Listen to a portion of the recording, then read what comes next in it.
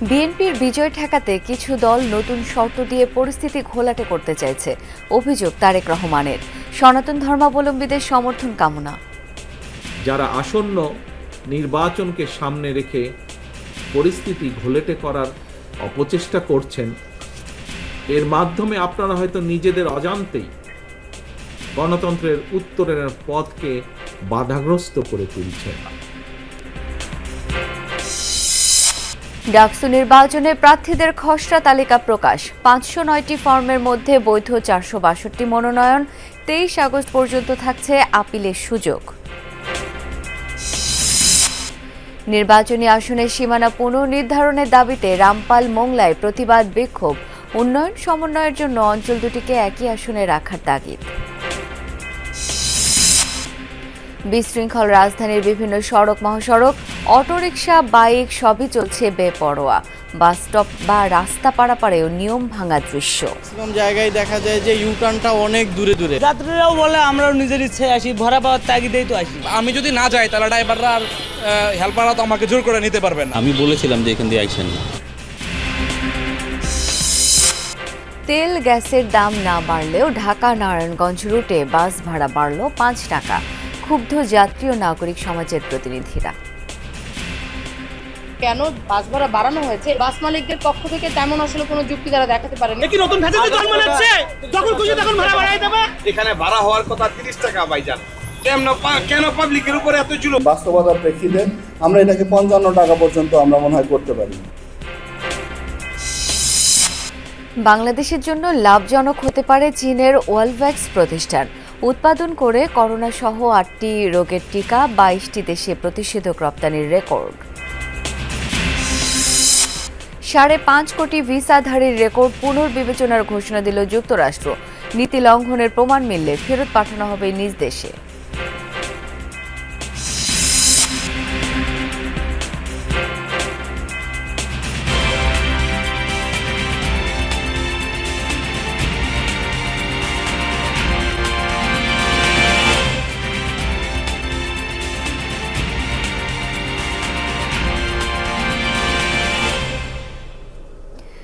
আমন্ত্রণ যমুনা নিউজে, আপনাদের সাথে আছি আমি শাওন দত্ত। এতক্ষণ শিরোনাম দেখছিলেন। এক সময়ের মিত্রদের বিরুদ্ধে নির্বাচনের আগে পরিস্থিতি ঘোলাটে করার অভিযোগ তুলেছেন বিএনপির ভারপ্রাপ্ত চেয়ারম্যান তারেক রহমান। বলেছেন, স্বৈরাচার শেখ হাসিনার মতো কিছু রাজনৈতিক দলও বিএনপির বিজয় ঠেকাতে নানা শর্ত আরোপ করছে। পরামর্শ দেন জনপ্রতিনিধি হতে পিআর নয়, দেশবাসীর মুখোমুখি হওয়ার। জন্মাষ্টমীর শুভেচ্ছা বিনিময়কালে ধানের শীষের পক্ষে সনাতন ধর্মাবলম্বীদের সহযোগিতা চান তারেক রহমান।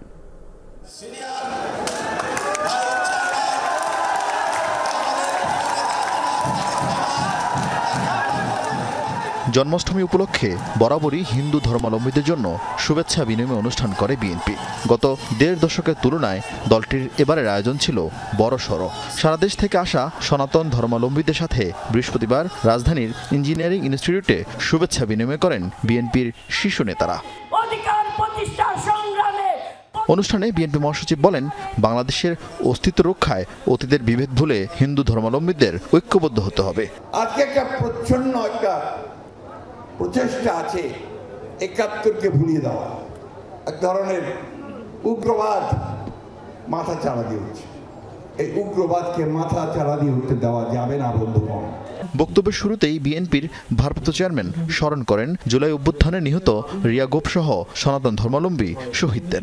শুভশীলের আত্মত্যাগকে শ্রদ্ধার সঙ্গে আমি স্মরণ করছি আজ। আগামী নির্বাচনে সনাতন ধর্মাবলম্বীদের কাছে সমর্থন ও সহযোগিতা চান বিএনপির ভারপ্রাপ্ত চেয়ারম্যান। আপনাদের সমর্থন এবং আপনাদের সক্রিয় সহযোগিতা চায়। দল, মত, ধর্ম, দর্শন যার যার, রাষ্ট্র সবার, ধর্ম যার যার, কিন্তু নিরাপত্তা পাবার অধিকার সবার। স্বৈরাচার মুক্ত দেশে জনগণের ভোটাধিকার নস্যাৎ করতে কিছু কিছু রাজনৈতিক দল দাবির নামে অপকৌশলের পথ বেছে নিয়েছে বলেও অভিযোগ করেন তারেক রহমান।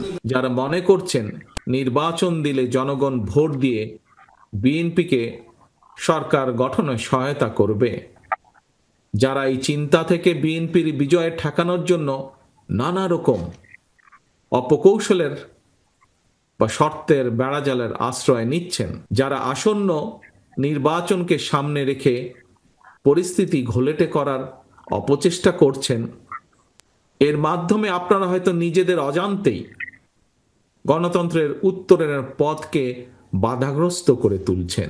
সরকারে প্রতিনিধিত্ব করতে চাইলে অবশ্যই তাদেরকে জনগণের রায় অর্জন করা জরুরি।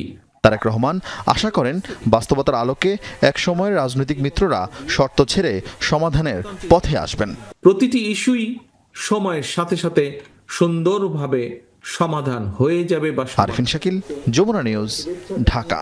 আবার বক্তব্য শেষ করছে। আল্লাহ হাফেজ। ডাকসু নির্বাচনে বিভিন্ন পদে এবার লড়বেন 462 জন।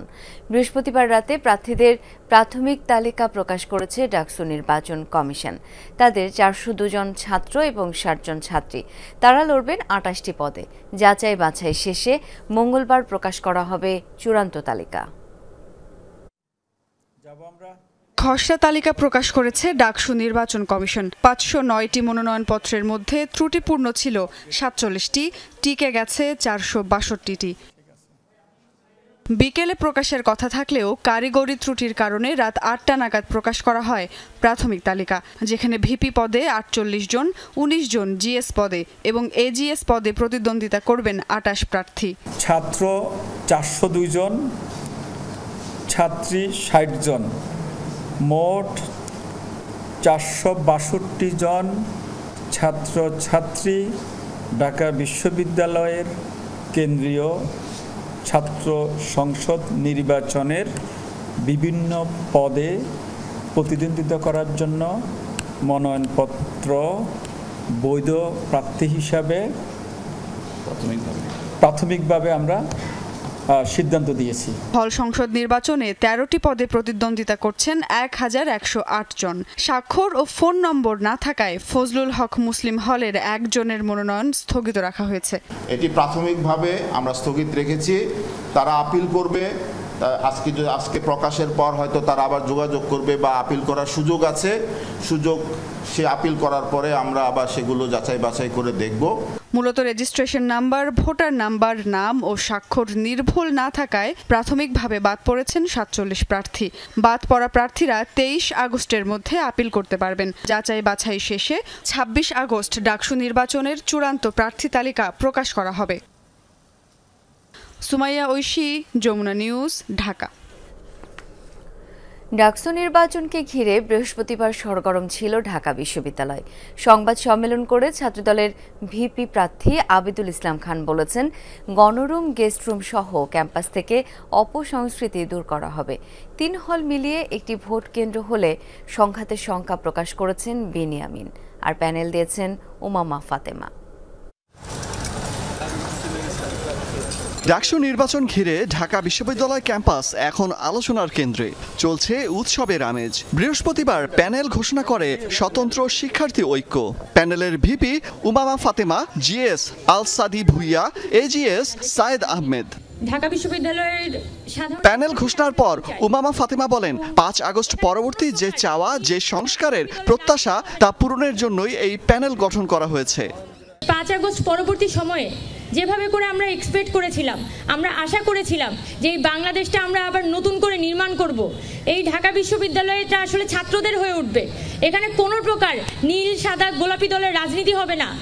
নির্বাচিত হলে ডাকসুর ভূমিকা কি হবে, এসব প্রতিশ্রুতি নিয়ে ক্যাম্পাসে ব্রিফিং করেছে ছাত্রদল। ভিপি প্রার্থী আবিদুল ইসলাম খান জানান, ঢাকা বিশ্ববিদ্যালয়ে গণরুম, গেস্ট রুম কালচার চিরতরে দূর করা হবে। শিক্ষার্থীদের আবাসন সমস্যা সমাধানেও দেয়া হবে গুরুত্ব। একটা মানসিক প্রশান্তি দিয়ে যেন সে বিশ্ববিদ্যালয়ে বসবাস করতে পারে, তার পড়াশোনা চালিয়ে রাখতে পারে, সেটার জন্য আবাসন ব্যবস্থার যে একটা সমস্যা, পরিপূর্ণ আবাসিক বিশ্ববিদ্যালয়ে রূপান্তর করার জন্য সবচাইতে বেশি প্রচেষ্টা থাকবে এবং ফোকাস থাকবে আমাদের ওই দিকটা। এদিকে নির্বাচন নিয়ে বেশ কিছু অভিযোগ তুলেছে ছাত্র অধিকার পরিষদ। সংগঠনের ভিপি প্রার্থী বিন ইয়ামিন মোল্লার অভিযোগ, 3টি হল মিলে একটি ভোট কেন্দ্র করে ত্রিমুখী সংঘর্ষ বাঁধিয়ে ডাকসু নির্বাচন বন্ধের পায়তারা চলছে। আমরা বিশ্ববিদ্যালয় প্রশাসনের কাছে বিশ্ববিদ্যালয়ের এই প্রায় 40,000 ভোটারের যে দাবি, প্রার্থীর যে দাবি, যৌক্তিক দাবি আমরা বলতেছি যে আপনারা নাম, ব্যালট নাম্বারের পাশে ছবি যুক্ত করেন, এইটা তারা যুক্ত করতেছে না। নির্বাচন কমিশন ছাত্রলীগের ফৌজদারি অপরাধীর বিরুদ্ধে ব্যবস্থা না নিলে আন্দোলনে যাওয়ার হুঁশিয়ারি দেন তিনি। হলগুলোতে যদি 13 জন প্রার্থী হয়। অলক হাসান, যমুনা নিউজ, ঢাকা। ডিপ্লোমা ইঞ্জিনিয়াররা তাদের অধিকার সংরক্ষণের যে 7 দফা দাবি জানিয়েছে তাতে দ্বিমত পোষণ করে বিক্ষোভ মিছিল করেছে বাংলাদেশ প্রকৌশল বিশ্ববিদ্যালয়ের শিক্ষার্থীরা। বৃহস্পতিবার রাতে বুয়েটের শহীদ মিনার থেকে এই মিছিল বের করা হয়। মিছিল নিয়ে কেন্দ্রীয় শহীদ মিনারে যান তারা। সংবাদ সম্মেলনে শিক্ষার্থীরা বলেন, দেশে আবারও কোটা প্রথা চালু করতে চায় ডিপ্লোমা ইঞ্জিনিয়াররা, কিন্তু তারা কোনো ইঞ্জিনিয়ার নয়, এমন দাবি বুয়েট শিক্ষার্থীদের। ডিপ্লোমা ইঞ্জিনিয়ারদের 7 দফা দাবি অযৌক্তিক বলেও মন্তব্য করেন তারা। গেল 20 আগস্ট রাজধানীর প্রেস ক্লাবে মানববন্ধন কর্মসূচি পালন করেন পলিটেকনিক শিক্ষক, শিক্ষার্থী ও ডিপ্লোমা ইঞ্জিনিয়াররা। সেখানে উপসহকারী প্রকৌশলী থেকে সহকারী প্রকৌশলী পদে 50% পদোন্নতি সহ 7 দফা দাবি জানান তারা। বর্তমানে উপসহকারী প্রকৌশলী 10ম গ্রেড পদে বিএসসি প্রকৌশলীদের আবেদন করার সুযোগই দেওয়া হয় না, যা ডিপ্লোমাধারীদের জন্য 100% কোটা হিসেবে সংরক্ষিত। সবচেয়ে ভয়াবহ চিত্র হলো ডিপ্লোমাধারীদের কোনো প্রকার বিসিএস পরীক্ষা না দিয়ে যাদের বিসিএস পরীক্ষা দেওয়ার ন্যূনতম স্নাতক নেই, তারাও শুধুমাত্র প্রমোশনের মাধ্যমে বিসিএস ক্যাডার হয়ে যাচ্ছে। ভৌগোলিক অবস্থান, অর্থনৈতিক নির্ভরশীলতা আর সংস্কৃতির ভিত্তিতে এতদিন বাগেরহাট 3 আসনের অধীনেই ছিল মোংলা আর রামপাল। তবে নির্বাচন কমিশনের সীমানা পুনর্নির্ধারণের ঘোষণায় দেখা দিয়েছে বিপত্তি। আলাদা আসনের অধীনে পড়তে যাচ্ছে রামপাল, মোংলা। এতে ক্ষুব্ধ স্থানীয়রা। চলছে প্রতিবাদ সভা, সমাবেশ, মানববন্ধন। সুশীল সমাজও মনে করে উন্নয়ন সমন্বয়ের জন্য 2 অঞ্চলকে একই আসনে রাখাটাই যৌক্তিক। 1986 সালের সংসদ নির্বাচন থেকেই রামপাল আর মোংলা নিয়ে গঠিত বাগেরহাট 3 আসন। ভৌগোলিক অবস্থান, অর্থনীতি থেকে শুরু করে সংস্কৃতি, সবকিছুতেই এই 2 জনপদের ঘনিষ্ঠতা আরও আগে থেকে। তবে নতুন প্রস্তাবিত সংসদীয় আসন বিন্যাসের খসড়া অনুযায়ী আলাদা হতে যাচ্ছে মোংলা, রামপাল। বাগেরহাটে নির্বাচনী আসন সংখ্যা ছিল 4টি। তবে উপকূলীয় এই জেলায় ভোটার সংখ্যা গড়ের তুলনায় কম হওয়ায় একটি আসন কমানোর সিদ্ধান্ত নেয় নির্বাচন কমিশন। তারই অংশ হিসেবে রামপালকে সদর ও কচুয়ার সাথে মিলিয়ে গঠন করা হবে বাগেরহাট 2 আসন। আর বাগেরহাট 3 আসনে মোংলার সাথে যুক্ত হবে মোড়েলগঞ্জ, শরণখোলা। বিলুপ্ত হবে 4 নম্বর আসনটি। রামপালে রয়েছে দেশের অন্যতম বিদ্যুৎ প্রকল্প, নির্মাণাধীন একটি বিমানবন্দর। অন্যদিকে সুন্দরবনের পাশাপাশি মোংলায় রয়েছে দেশের 2য় বৃহত্তম সমুদ্র বন্দর। তাই শিল্প, কৃষি এবং প্রকৃতির ভারসাম্য রক্ষায় একে অপরের উপর নির্ভরশীল অঞ্চল দুটি। তার উপর খুলনা মোংলা মহাসড়কও 2 জনপদকে গেঁথেছে এক সুতায়। সুশীল সমাজ মনে করে একই আসনের অধীনে থাকলে এসব উন্নয়ন কাজ হবে সমন্বয়ের সাথে পরিকল্পিতভাবে। বাগেরহাট 3 রামপাল এবং মোংলার আসনের একজন ভোটার। প্রায় 80 বছর যাবৎ এই 2টি থানার এলাকা একই থানার অন্তর্ভুক্ত। এই 2টি থানার ভাষা, কালচার, মানুষের জীবনযাপন, পেশা, সংস্কৃতি, খাদ্যাভাস সবকিছুই একই। এতদিন উপজেলাগুলোর জনসমর্থন অর্জনেই কাজ করেছে স্থানীয় রাজনীতিবিদরা। তাদের মতে একই আসনে সদরের মতো উপজেলায় থাকায় মনোনয়নের ক্ষেত্রেও চ্যালেঞ্জের মুখে পড়তে পারে তৃণমূলের জনপ্রতিনিধিত্ব। আমাদের দ্বিতীয় সমুদ্র বন্দর আমাদের জাতীয় অর্থনীতির প্রাণ শক্তি। আমাদের জাতীয় অর্থনীতিতে, জিডিপিতে এই সমুদ্র বন্দর গুরুত্বপূর্ণ ভূমিকা পালন করছে। মোংলা অবশ্যই ভৌগোলিক অবস্থান এমন যে মোড়লগঞ্জে যাওয়া লাগে না, ও ওইদিকে তাদের উল্টা, এবং এই রামপালের পর দিয়েই তাদেরকে ঢাকায় এবং দেশের বিভিন্ন জায়গায় যেতে হয়, খুলনায় যেতে হয়। আগামী 25 আগস্ট খুলনা অঞ্চলের সংসদীয় আসন পুনর্বিন্যাসের খসড়ার উপর শুনানির কথা রয়েছে।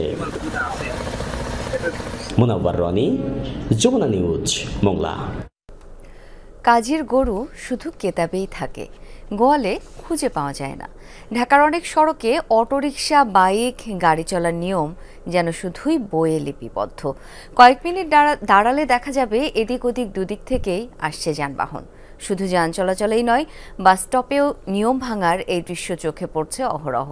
রাস্তা পারাপারে নিরাপদ ফুটওভার ব্রিজ রেখে নিচ দিয়ে ঝুঁকি নিয়ে চলছে পথচারী।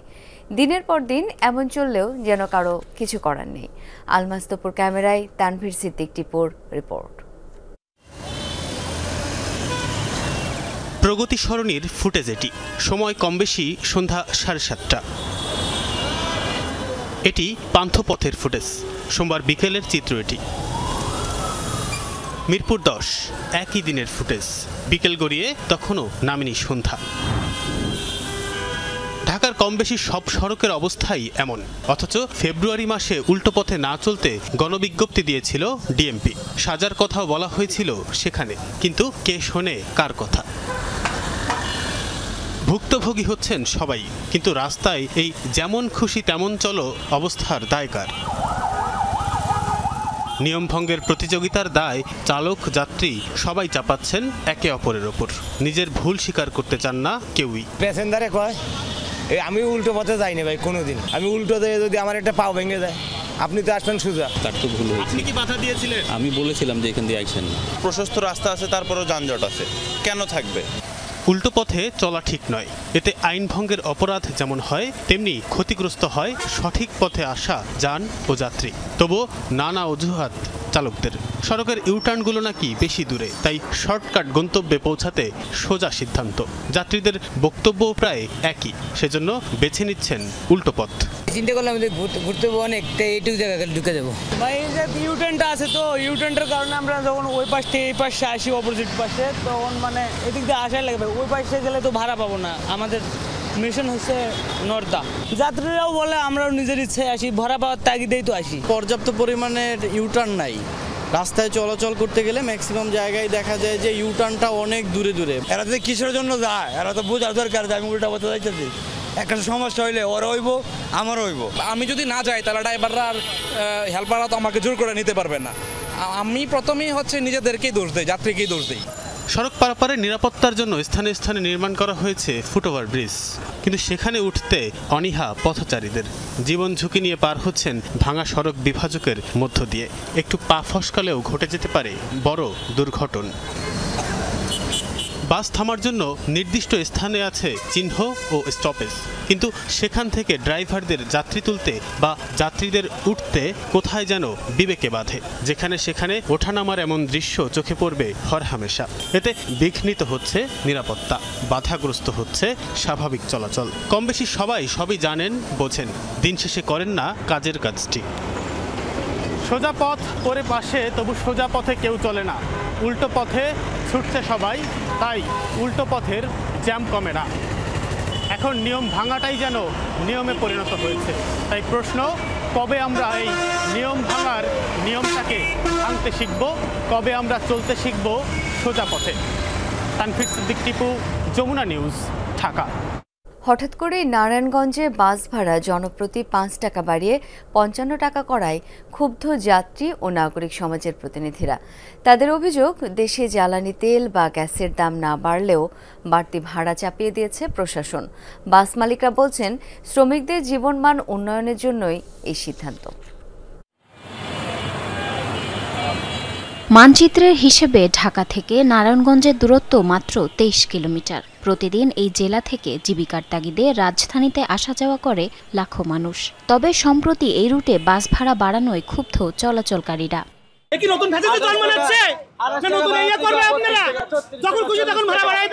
যে দূরত্ব এখানে ভাড়া হওয়ার কথা 30 টাকা ভাইজান, কেন পাবলিকের উপরে এত জুলুম? যাত্রীদের অভিযোগ, চলতি বছরের মে এবং জুন মাসে 2 দফায় জ্বালানি তেলের দাম কমেছে। ডিজেল 3 টাকা, অকটেন ও পেট্রোলের দাম কমেছে 4 টাকা, অথচ সমন্বয় করা হয়নি বাস ভাড়া। উল্টো জনপ্রতি 5 টাকা বাড়িয়ে করা হয়েছে 55 টাকা। তবে কেন বাড়ল বাস ভাড়া, সেই প্রশ্ন তুলছেন সবাই। কোনো নোটিশ নাই, কোনো কিছু নাই। এরা কালকে রাতে নাকি করছে, আজকে 5 টাকা করে বাড়া দিছে। বলা নাই কোন 5 টাকা বাড়াতে, কারণটা কি? অন্তত এক সপ্তাহ আগে জানাইবো। বর্ধিত বাস ভাড়া প্রত্যাখ্যান করেছে যাত্রী অধিকার ফোরাম, গণসংহতি আন্দোলন ও ছাত্র ফেডারেশন সহ বিভিন্ন সংগঠন। তাদের দাবি, ভাড়া বাড়ানোর পক্ষে বাস মালিকরা যৌক্তিক কোনো কারণ তুলে ধরতে পারেনি। জ্বালানির কোনো মূল্য বৃদ্ধি পায়নি, বরং অনেকাংশে আসলে কমেছে। এবং স্বাভাবিকভাবেই ঢাকা নারায়ণগঞ্জের দূরত্বেরও কোনো পরিবর্তন ঘটেনি। কেন বাস ভাড়া বাড়ানো হয়েছে এই প্রশ্নটাই আসলে আমরা করেছিলাম। সেখানে বাস মালিকদের পক্ষ থেকে তেমন আসলে কোনো যুক্তি তারা দেখাতে পারেনি। আওয়ামী শাসনামলে এই পরিবহন সিন্ডিকেটটা সাইমস ভান্ডার দখল করেছিল এবং যাচ্ছে তাই ভাবে তারা এখান থেকে চাঁদা নিত। তো শেখ হাসিনা পালিয়ে যাওয়ার পরে আমরা দাবি জানালাম, যেহেতু এখন সিন্ডিকেট নাই, কাউকে চাঁদা দিতে হয় না, সেহেতু ভাড়া কমাতে হবে। এর আগে বুধবার বাস ভাড়া বাড়ানোর দাবি করে জেলা বাস মালিক সমিতি বিআরটি এর কাছে আবেদন করে।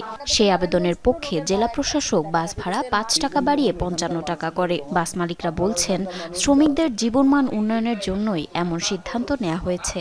ডিসি সাহেবের অফিসে সবাই ক্যালকুলেশন করে, হিসাব কিতাব করে, মাইলেজ করে তারপরে ভাড়া বাড়াইছে।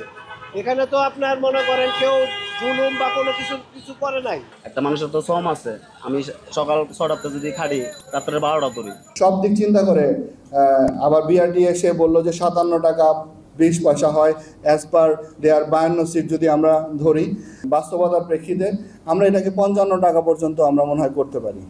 বিআরটি এর হিসেব মতে প্রতিদিন 200 গাড়ি চলাচল করে ঢাকা নারায়ণগঞ্জ রুটে। 5 টাকা করে প্রতিদিন একটি গাড়ি ভাড়া বেশি নিচ্ছে 1800 টাকা। জারিন অনি, যমুনা নিউজ। সিলেটের ভোলাগঞ্জে সাদা পাথর লুটপাটে রাজনীতিবিদ, স্থানীয় প্রশাসন সহ অন্তত 42 জনকে শনাক্ত করেছে দুদক। সংস্থাটির মহাপরিচালক জানিয়েছেন, প্রাথমিকভাবে দুর্নীতির প্রমাণ মেলায় অনুসন্ধানের জন্য কমিশনের সুপারিশ করা হয়েছে। সফেদ পাথরে গা ছুঁয়ে স্বচ্ছ পানির ধারা, চোখ মনকে শীতল করা অনুভূতি। এমন অনুভূতিতে মন ভাসাতে বোধহয় হাজার হাজার পর্যটক ভিড় জমান সিলেটের ভোলাগঞ্জ, বিছানাকান্দি বা জাফলংয়ের মতো পাথুরে এলাকায়। যে চোখের দৃষ্টিতে পাথর পানির মিতালিতে মন জুড়ায়, সেই চোখেরই লোভী নজরে সিলেটের অন্তত 4টি স্থানে পাথর লুট করেছে দুর্বৃত্তরা। একদিন 2 দিন নয়, মাসের পর মাস চলছে পাথর লুটপাট। 4টি স্থানে প্রায় 3 কোটি ঘনফুট পাথর লুট করে নিয়ে গেছে চোরের দল। এরই মধ্যে ভোলাগঞ্জের সাদা পাথর এলাকার 80% পাথরই গায়েব হয়ে যায় এ সময়ে। পাথরহীন ধুধু বালুচরের ছবি সামাজিক যোগাযোগ মাধ্যমে ছড়িয়ে পড়ার পর সাদা পাথর এলাকায় অভিযানে যায় দুদক। দুদকের যে অভিযান নিয়ে আলোচনা সমালোচনা, সেই অভিযানের পরই পাথর খেকো বিভিন্ন রাজনৈতিক দলের স্থানীয় নেতাদের নাম বেরিয়ে আসে। দুদকের প্রতিবেদনে বলা হয়েছে, সাদা পাথর লুটপাটে 42 জন রাজনীতিবিদ ও প্রভাবশালী ব্যক্তির সংশ্লিষ্টতা রয়েছে। এছাড়া লুটপাটে স্থানীয় প্রশাসন, পুলিশ, বিজিবির নিষ্ক্রিয়তা ও সহযোগিতাও ছিল। মহাপরিচালক জানান, কমিশনে প্রকাশ্যে অনুসন্ধানের সুপারিশ করা হয়েছে। এনফোর্সমেন্ট অভিযানের যারা ছিলেন আমাদের টিম, তারা ইতিমধ্যে এই সংক্রান্ত প্রতিবেদন দাখিল করেছেন। সাদা পাথর লুটের ঘটনার সত্যতা পাওয়া গেছে এবং যারা যারা এর সাথে সম্পৃক্ত আছেন তাদের বিষয়ে প্রকাশ্য অনুসন্ধানের সুপারিশ করেই প্রতিবেদন দাখিল করা হয়েছে। দুদকের এই প্রতিবেদন প্রকাশের আগেই সরিয়ে দেওয়া হয় সিলেটের সাবেক ডিসি ও কোম্পানিগঞ্জ উপজেলার নির্বাহী কর্মকর্তাকে। রাজীব আহমেদ, যমুনা নিউজ, ঢাকা। ব্যবসা বাণিজ্যের ক্ষেত্রে ভারতকে ছেড়ে পাকিস্তানের দিকে ঝুঁকছে না বাংলাদেশ, বরং বাণিজ্য সক্ষমতা বৃদ্ধি এবং দেশের স্বার্থ বিবেচনা করেই অন্তর্বর্তী সরকার এসব ক্ষেত্রে সিদ্ধান্ত নিচ্ছে, জানিয়েছেন বাণিজ্য উপদেষ্টা। বললেন, বাংলাদেশ পাকিস্তান বাণিজ্য আরও বাড়াতে ট্রেড অ্যান্ড ইনভেস্টমেন্ট কমিশন গঠনে একমত দুদেশ। চা রপ্তানিতে শুল্ক ছাড় সহ কিছু পণ্যে রপ্তানি বৃদ্ধির প্রস্তাব দেওয়া হয়েছে পাকিস্তানকে। বাংলাদেশ ও পাকিস্তানের মধ্যে আমদানি রপ্তানি বাণিজ্য প্রায় 87 কোটি ডলার। এর মধ্যে পাকিস্তান রপ্তানি করে প্রায় 79 কোটি ডলারের পণ্য, আর বাংলাদেশের রপ্তানি মাত্র 8 কোটি ডলার। দ্বিপাক্ষিক বাণিজ্যের এই প্রেক্ষাপটে সচিবালয়ে দুই দেশের বাণিজ্য উপদেষ্টা ও মন্ত্রীর বৈঠক। দীর্ঘ বৈঠকে আমদানি রপ্তানি বৃদ্ধির বিষয়টি প্রাধান্য পেয়েছে। বাংলাদেশের পক্ষ থেকে চা রপ্তানির ক্ষেত্রে শুল্ক সুবিধা চাওয়া হয়েছে, অনুরোধ করা হয়েছে হাইড্রোজেন পারঅক্সাইডে আরোপিত অ্যান্টি ডাম্পিং ট্যাক্স তুলে দেওয়ার। পাকিস্তান থেকে মেইনলি আমরা বেশি আমদানি করি, কম রপ্তানি করি। এই বাণিজ্য ব্যবধানটা যদি কমানো যায় তাহলে সেটা বাংলাদেশের জন্য লাভজনক হবে। কৃষি এবং খাদ্যপণ্য আমাদের যেমন ফল রপ্তানি এবং আমদানি আমরা দুটো নিয়ে আলোচনা করেছি। আমাদের আনারস রপ্তানি নিয়ে আমরা কথা বলেছি, আমরা 1 কোটি কেজি চায়ের রপ্তানির সম্ভাবনা নিয়ে আমরা কথা বলেছি, যেখানে তারা শুল্কমুক্ত আমাদেরকে প্রবেশ অধিকার দিবে বাজারে। দুই দেশই মধ্যবর্তী পণ্য আমদানিকারক দেশ, এজন্য যৌথভাবে বা এফডিআই আকারে পণ্য উৎপাদন নিয়ে আলোচনা হয়েছে। বৈঠকে একমত হয়েছে আগের জয়েন্ট ইকোনমিক কমিশন সক্রিয় এবং নতুন ট্রেড অ্যান্ড ইনভেস্টমেন্ট কমিশন গঠনের বিষয়ে। যেসব পণ্য আমরা প্রতিযোগিতামূলক মূল্যে আমরা আমাদের বৈদেশিক মুদ্রা সাশ্রয়ী করে আমরা আমদানি করতে পারি, সেই জিনিসটাই উপলব্ধি এবং আইডেন্টিফাই করার জন্য আমরা ট্রেড কমিশনটাকে চালু করতে যাচ্ছি। দীর্ঘদিন বাংলাদেশ পাকিস্তান সম্পর্কে টানাপোড়েন ছিল। গণঅভ্যুত্থানে শেখ হাসিনা সরকারের পতনের পর বাংলাদেশ কি পাকিস্তানের দিকে ঝুঁকছে, এমন প্রশ্নের জবাবে বাণিজ্য উপদেষ্টা বলেন, বাণিজ্য সক্ষমতা বৃদ্ধিতে কাজ করছে সরকার, কোনো দেশের দিকে ঝুঁকছে না। আমরা সবার দিকে ঝুঁকছি, আমরা যুক্তরাষ্ট্রের দিকে ঝুঁকছি, আমরা ভারত থেকে পেঁয়াজ আমদানি করছি, আমাদের যেখানে দেশের স্বার্থ জড়িত আমরা সেখানে তার দিকেই ঝুঁকছি। আমাদের সর্বাগ্রে Bangladesh.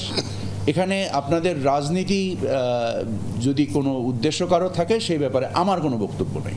I am not a politician. পলিসিগত সিদ্ধান্ত নেয়ার ক্ষেত্রে অন্তর্বর্তী সরকারের কোনো বাধ্যবাধকতা নেই বলেও জানান বাণিজ্য উপদেষ্টা। পলিসি সিদ্ধান্ত নেওয়ার ক্ষেত্রে কি আমাদের কোনো সীমাবদ্ধতা রয়েছে? আলমগীর স্বপন, যমুনা নিউজ, ঢাকা। চীনের ওয়ালফ্যাক্স বায়োটেকনোলজিক্যাল কোম্পানি বিভিন্ন ধরনের টিকার গবেষণা উৎপাদনের জন্যই প্রতিষ্ঠানটি পরিচিত।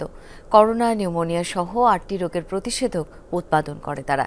শুধু চীন নয়, 22টি দেশে রপ্তানি করা হয় ওয়ালফ্যাক্সের টিকা, যার মধ্যে যুক্তরাষ্ট্র, থাইল্যান্ড ও বাংলাদেশ অন্যতম। গেল বছরও আয় ছিল 387 মিলিয়ন মার্কিন ডলার। চীন থেকে ফিরে বিস্তারিত জানাচ্ছেন লামিয়া তিথি।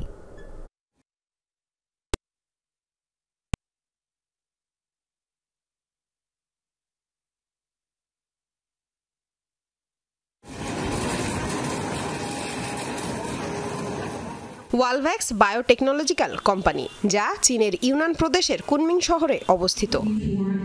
প্রতিষ্ঠানটি মূলত বিভিন্ন ধরনের টিকার গবেষণা ও উৎপাদনের সাথে জড়িত।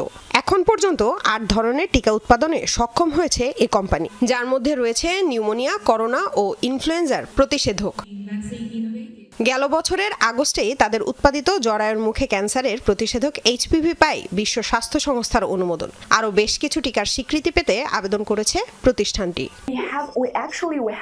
আন্তর্জাতিক মান বজায় রেখেই টিকা উৎপাদন করা হয়। গত বছরও বিশ্ব স্বাস্থ্য সংস্থার অনুমোদন পেয়েছে একটি ভ্যাকসিন। কুনমিং থেকে বিভিন্ন দেশে টিকা পাঠানো হয়। এছাড়া শিশু ও বয়স্কদের নিউমোনিয়া প্রতিরোধে বাংলাদেশে পাঠানো হয় 2টি টিকা। ভ্যাকসিন উৎপাদনে নিজস্ব ল্যাব রয়েছে ওয়ালভ্যাক্সের, যেখানে প্রতিদিন গড়ে 1.5 লাখ টিকা উৎপাদন করা হয়। বছরে যেটির সংখ্যা দাঁড়ায় 100 মিলিয়নে। লামিয়া তিথি, যমুনা নিউজ, কুনমিং, চীন। নওগাঁ শহরে নাগরিক দুর্ভোগের আরেক নাম যানজট। ছোট্ট শহরে 3 চাকার বাহনে জট লেগেই থাকে দিনভর। সমাধানে অনেক পরিকল্পনা হয়েছে, কিন্তু ভোগান্তি থেকে মুক্তি মেলেনি।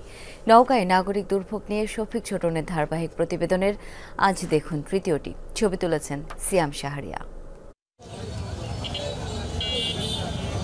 শহরের বুক জুড়ে এক দীর্ঘশ্বাস, যেন দম ফেলারও জায়গা নেই। নওগাঁ শহরের এই চিত্র প্রতিদিনের। যানজটের চরম ভোগান্তিতে নাগরিক। এত পরিমাণ যানজট এখন, এবং রিক্সা ভ্যান থেকে শুরু করে মানে খুবই একটা বৃষ্টি অবস্থা নওগাঁ শহর এখন বর্তমানে। আমি গাড়ি থেকে নামলাম, এখন সহজভাবে যাওয়া যাচ্ছে না, অনেকে আসে চাপা দেয়। বিকল্প রাস্তা প্রশস্ত করা প্লাস ফ্লাইওভার করা, এটাই আমাদের দাবি, নওগাঁর দাবি। এই দুর্ভোগের প্রধান কারণ ব্যাটারি চালিত 3 চাকার বাহন। গেল 10 বছরে 40 থেকে 45 গুণ বেড়েছে অনুমোদনহীন অটোরিকশা ও ইজি বাইক। এছাড়া অবৈধভাবে সড়কের জায়গা দখল, যানবাহনের অবৈধ পার্কিং এবং নাজুক ট্রাফিক ব্যবস্থাপনায় শৃঙ্খলা ফিরছে না। এতে উদ্বিগ্ন সচেতন নাগরিকরা। যে রাস্তাগুলো প্রশস্ত না, এবং মেন যে রোড সেটা তো প্রশস্ত নয়, এটা আরও প্রশস্ত করা দরকার। পরিকল্পনা হওয়ার পরেও প্রশস্ত হয় না।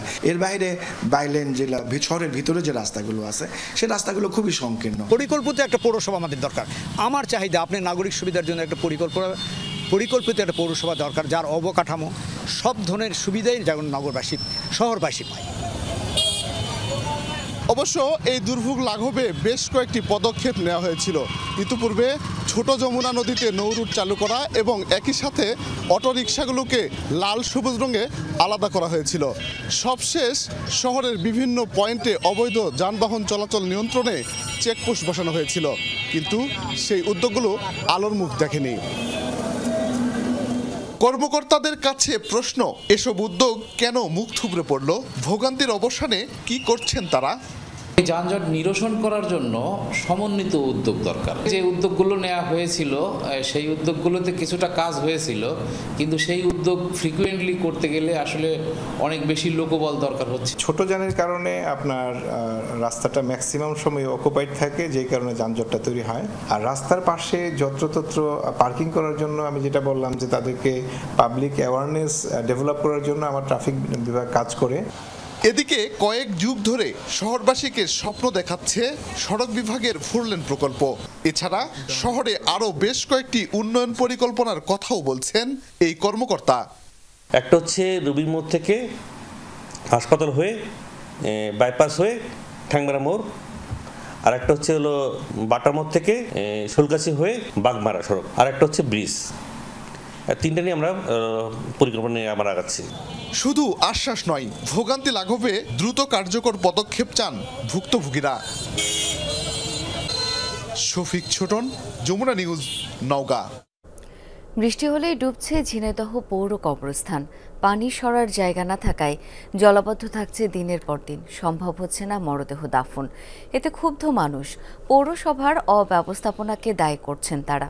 দাবি শিগগিরই ড্রেনেজ ব্যবস্থা সহ গোরস্থান সংস্কারের। ঝিনাইদহ পৌরবাসীর শেষ ঠিকানা এটি। নতুন পুরাতন মিলিয়ে রয়েছে অনেক কবর, অথচ একেবারেই বেহাল চিত্র। জমে আছে বৃষ্টির পানি। শহরের শেরিবাংলা সড়কে অবস্থিত গোরস্থানটি। বৃষ্টি হলেই দেখা দেয় জলাবদ্ধতা, পানি থাকে দীর্ঘদিন। এরই মধ্যে কোনো কোনো কবর থেকে মাটি সরে গেছে, তৈরি হয়েছে গর্তের, পড়ে আছে ডালপালা, ভেঙে পড়ছে কবরের বেড়াও। এতে ক্ষুব্ধ পৌরবাসী। হালকা পানি হলেও পানি বেঁধে থাকছে, একজন কবর দিতে আসবে, কবর দিতে পারে না, মরে পরপরই পানিতে ভাসিয়ে আমার দিয়ে দিচ্ছে। অতিরিক্ত গাছগাছালি হওয়ার পরের থেকে জায়গা কমে গেছে, আর প্লাস চারিপাশে উঁচু হওয়াতে বৃষ্টি হলেই হাঁটু সমান পানি বেঁধে যায়। স্থানীয়রা জানান, প্রতি বছরই বর্ষার সময় এমন চিত্র। তবে এবার জলাবদ্ধতার পরিমাণ আগের চেয়ে বেশি, কষ্টসাধ্য মরদেহ দাফন। তাই ড্রেনেজ ব্যবস্থা সহ কবরস্থানটি সংস্কারে দীর্ঘদিনের দাবি থাকলেও তা রয়ে গেছে উপেক্ষিত। অন্তত 3 থেকে 4 ফিট এটা উঁচু করা দরকার, এবং পানি যদি বের হয়ে বাইরে চলে না যায়, শহরের বাইরে কোনো নদী বা খালের সঙ্গে মিলিত না হয়, তাহলে তো সে জলাবদ্ধতা থাকবেই। পৌরসভা থেকে আমরা প্রতি বছরই জানাই, তারা পৌরসভা থেকে কোনো উদ্যোগ নেয় না। আমাদের অবশ্যই এইগুলো সমাধানে নিয়ে আসতে হবে, মাটি ভরাট করাতে হবে, করে নিয়ে এইগুলো মনে করেন যে যাবতীয় যে সমস্যাগুলো এগুলো সমাধান করতে হবে। সেচের মাধ্যমে পানি অপসারণ করছে পৌরসভা। তবে বৃষ্টি হলেই আবারও আগের চিত্র। বর্ষা শেষে স্থায়ী ব্যবস্থা নেয়ার আশ্বাস দিলেন পৌর প্রকৌশলী। আমাদের প্ল্যান আছে, এখানে কিছু মাটির প্রয়োজন আছে। এখানে মাটি দিয়ে একটা লেভেল করে, সেই লেভেল থেকে আমাদের এই ড্রেনে লিঙ্ক আপ করলে এই পানিটা আর এইভাবে জমাট বাঁধবে না বলে আমার বিশ্বাস। ঝিনাইদহ পৌরসভার 9টি ওয়ার্ডে বসবাস লক্ষাধিক মানুষের। 4.5 একর জমিতে পৌর কবরস্থানটি। শহরের প্রায় 3 কিলোমিটার দূরে গিলাবাড়িয়া এলাকায় আরও একটি গোরস্থান থাকলেও সেটির অবস্থাও একই। ওবায়দুর রহমান, যমুনা নিউজ। মার্কিন ভিসাধারীদের রেকর্ড পুনর্বিবেচনার ঘোষণা দিয়েছে যুক্তরাষ্ট্র। নতুন করে মূল্যায়ন করা হবে দেশটির 5.5 কোটিরও বেশি ভিসাধারী রেকর্ড। যাচাই বাছাই করা হবে বেশ কয়েকটি সুযোগ। অভিবাসন নীতি লঙ্ঘনের ঘটনা পাওয়া গেলে বাতিল করা হবে ভিসা, ফেরত পাঠানো হবে দেশে। বৃহস্পতিবার এক বিবৃতিতে বিষয়টি নিশ্চিত করেছে স্টেট ডিপার্টমেন্ট। এতে ভিসার মেয়াদ, অপরাধমূলক কার্যকলাপ, জননিরাপত্তার জন্য হুমকি, সন্ত্রাসী কার্যক্রমে অংশগ্রহণ কিংবা সন্ত্রাসী সংগঠনকে সহায়তা, এসব বিষয়ে পুনর্নিরীক্ষণের কথা জানায় ট্রাম্প প্রশাসন। ঘোষণাটির কিছুক্ষণ আগে বাণিজ্যিক ট্রাক চালকদের জন্য কর্মী ভিসা বন্ধের সিদ্ধান্ত জানায় ওয়াশিংটন। দ্বিতীয় মেয়াদে ক্ষমতায় আসার পর থেকেই অভিবাসনের বিরুদ্ধে কঠোর সব ব্যবস্থা নিচ্ছেন প্রেসিডেন্ট ডোনাল্ড ট্রাম্প। যুদ্ধে আগ্রহ হারাচ্ছেন ইসরায়েলি সেনারা। গাজা সিটি দখলে যখন তেল আবিব মরিয়া, সে সময় দেশটির এক বিশ্ববিদ্যালয়ে জরিপে উঠে এলো এই তথ্য। যুদ্ধরত ৩ শতাধিক রিজার্ভ সেনার উপর চালানো হয় জরিপ, যাদের 25% জানিয়েছেন গাজা অভিযানে তাদের অনাগ্রহের কথা। এছাড়া 47% প্রকাশ করেছেন নেতানিয়াহুর যুদ্ধ পরিকল্পনা নিয়ে নেতিবাচক মনোভাব।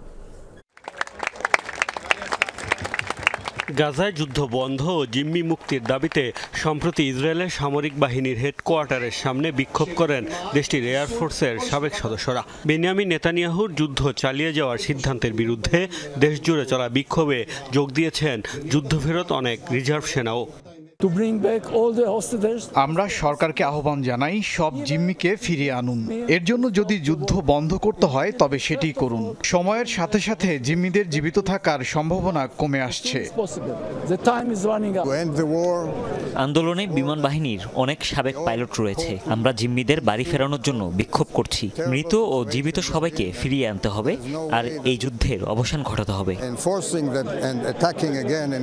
এদিকে গাজা সিটি দখলের নামে যখন নতুন করে আগ্রাসনের মাত্রা বাড়িয়েছে ইসরায়েল, তখন জানা গেল 25.7% যুদ্ধরত রিজার্ভ সেনার যুদ্ধের আগ্রহ উল্লেখযোগ্য হারে কমে গেছে। 3 শতাধিক সেনার ওপর দেশটির হিব্রু বিশ্ববিদ্যালয়ের চালানো জরিপে আরও 10% জানিয়েছেন ধীরে ধীরে সমরাগ্রহ কমছে তাদেরও।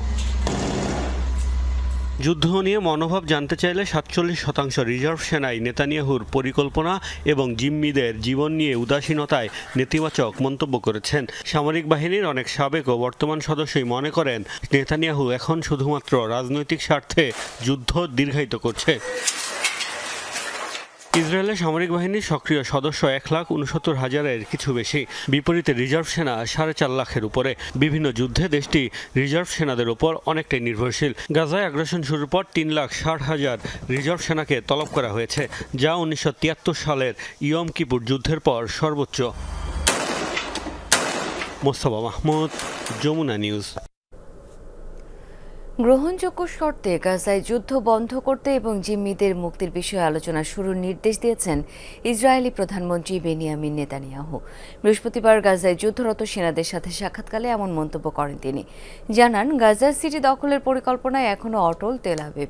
সেটি পূরণে রিজার্ভ ও নিয়মিত সেনাদের প্রতি কৃতজ্ঞতা প্রকাশ করেন ইসরায়েলি প্রধানমন্ত্রী। এ সময় গাজা সিটি দখলের চূড়ান্ত পরিকল্পনার অনুমোদনও দেন তিনি। সোমবার মধ্যস্থতাকারী মিশর ও কাতারের দেয়া যুদ্ধবিরতি প্রস্তাব মেনে নেয় হামাস।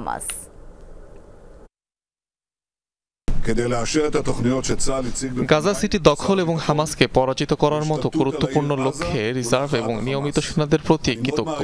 একই সাথে বাদবাকি জিম্মির মুক্তি এবং গ্রহণযোগ্য শর্তে গাজায় যুদ্ধের শেষ করতে অবিলম্বে আলোচনা শুরুর নির্দেশ দিয়েছি।